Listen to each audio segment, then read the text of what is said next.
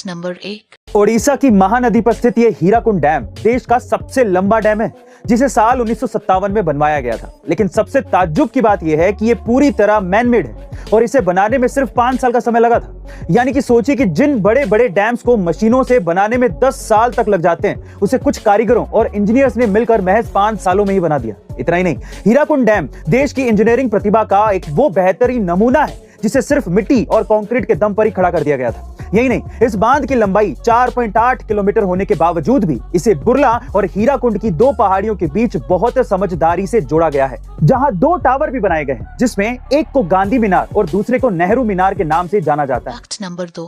क्या आप एरोप्लेन से यात्रा करते हैं? मान लीजिए कि अगर एरोप्लेन पे बिजली गिर जाए तो क्या होगा, चलिए जानते हैं। असल में जब भी किसी विमान या एरोप्लेन पर बिजली गिरती है तो वो उसकी ऊपरी परत से होती हुई गुजर जाती है।